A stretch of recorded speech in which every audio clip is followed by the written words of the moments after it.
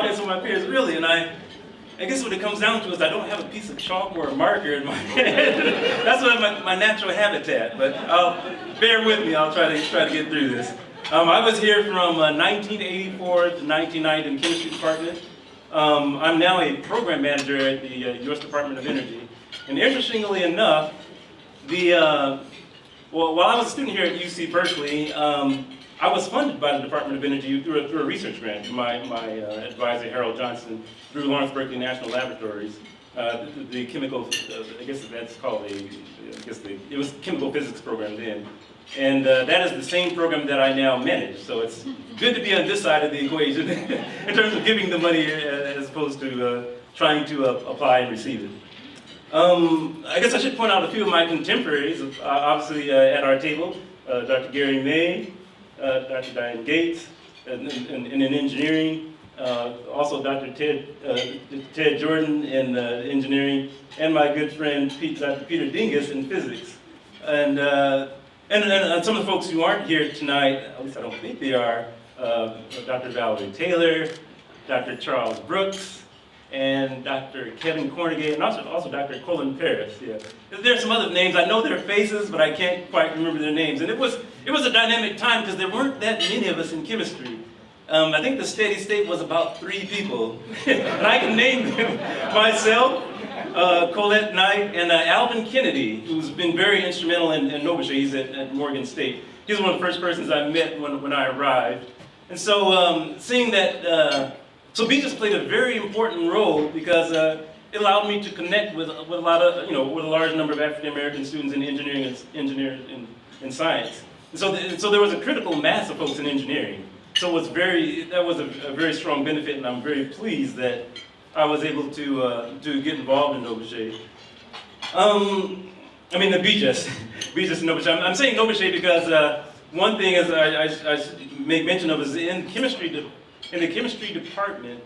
I was introduced to Bill Lester. As a matter of fact, he met me before I arrived on campus. I was still an undergraduate at the University of Iowa, graduating, and I really wanted to leave very quickly. It was summer, and so Bill Lester, and I believe this is true, and I think we had a conversation. He arranged for me to come out here for summer employment at the lab of Yuan T. Lee.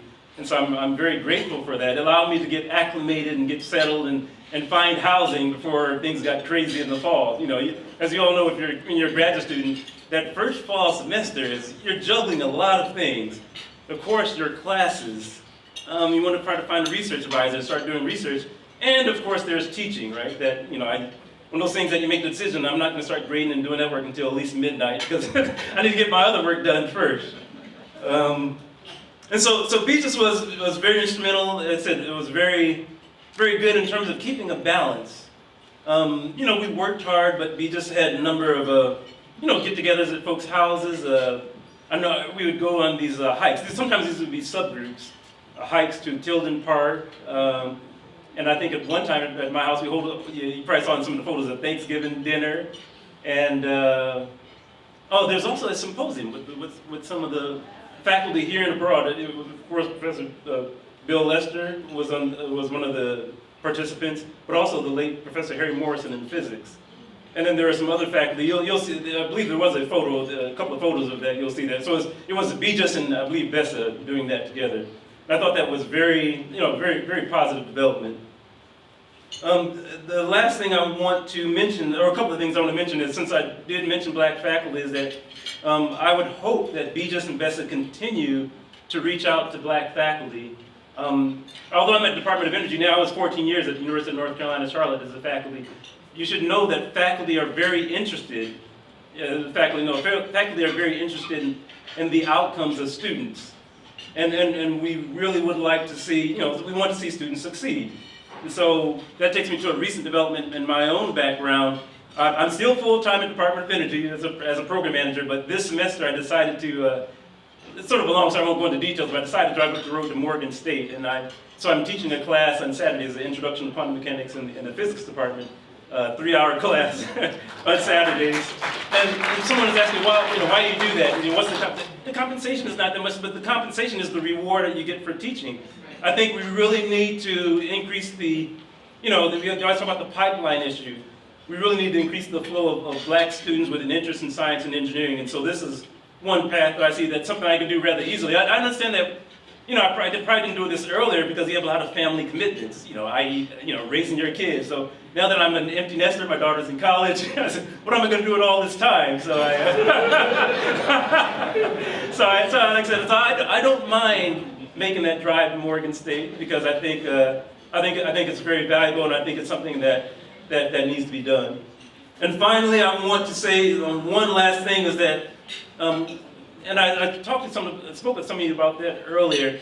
There was a database called the Future Black Faculty, and that's something that needs to be maintained, as well as a database for all of you so that we can keep in touch.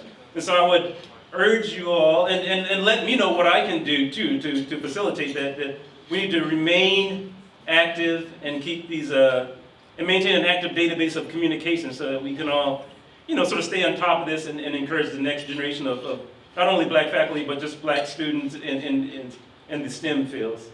So thank you very much. I'll end with that.